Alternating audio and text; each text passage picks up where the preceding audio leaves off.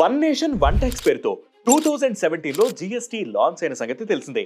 Taxation system లో transparency తీసుకురావడం, central and state tax system ను యూనిఫై చేయడం అనే లక్ష్యంతో ఇది లాంచ్ అయింది.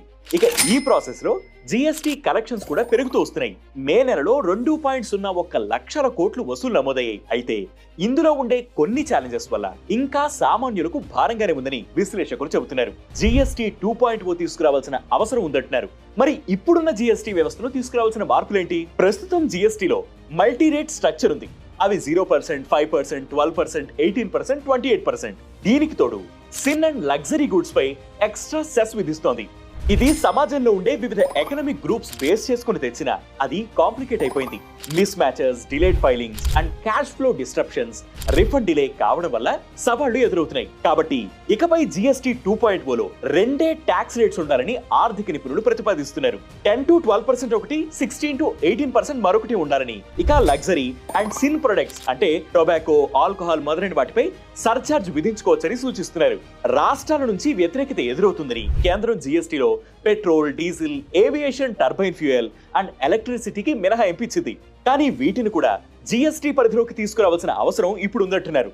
దీనివల్ల ఈ రంగంలో కూడా యూనిఫామ్ ట్యాక్స్ రెజిమే వచ్చి ఆ సంబంధిత రంగాలకు భారం తగ్గుతుంది. వ్యాట్, ఎక్సైజ్ డ్యూటీ వంటి స్టేట్ లెవెల్ ట్యాక్సెస్ ని ఇది రీప్లేస్ చేయడం వల్ల పెట్రోల్, డీజిల్ కాస్ట్ కూడా తగ్గే అవకాశం ఉంటుంది.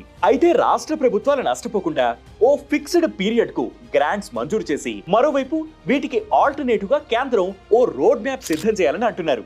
జీఎస్టీ ఎపిలేట్ ట్రిబ్యునల్ పనితీరును స్పీడప్ చేయడంతో పాటు స్టేట్ లెవెల్ ట్యాక్స్ అడ్మినిస్ట్రేషన్ లో సంస్కరణలు చేపట్టాల్సిన అవసరం ఉందని నిపుణులు సూచిస్తున్నారు.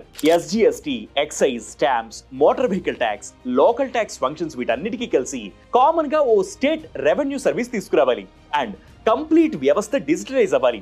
ఇక జీఎస్టీలో రిఫండ్స్, ఆడిట్స్, అధికార దుర్వినియోగానికి పాల్పడితే చర్యలు తీసుకునేందుకు వీరుగా చట్టబద్ధంగా ఓ ట్యాక్స్ పేయర్ చార్టర్ తీసుకురావాలని ఆర్థిక నిపుణులు సూచిస్తున్నారు. అండ్ అడ్వాన్స్ రూలింగ్ మెకానిజంలో మార్పులు చేయాల్సిన అవసరం ఉందనే డిమాండ్ వినిపిస్తోంది. అథారిటీ ఫర్ అడ్వాన్స్ రూలింగ్స్ కింద జీఎస్టీకి సంబంధించిన కన్సర్న్ పర్సన్స్ అప్రోచ్ అయినప్పుడు స్టేట్ లెవెల్ ఏఆర్ఆర్స్ అడ్వాన్స్ రూలింగ్స్ ఇస్తుంటారు. బేసిక్ గా ఇదేంటంటే గూడ్స్ అండ్ సర్వీస్ ట్యాక్స్ కి సంబంధించి డౌట్స్ రిజాల్వ్ చేసే ప్లాట్ఫామ్. ఏదైనా పనికి సంబంధించి ముందస్తుగానే గైడ్ లైన్స్ పాస్ చేయడం లాంటిదన్నమాట.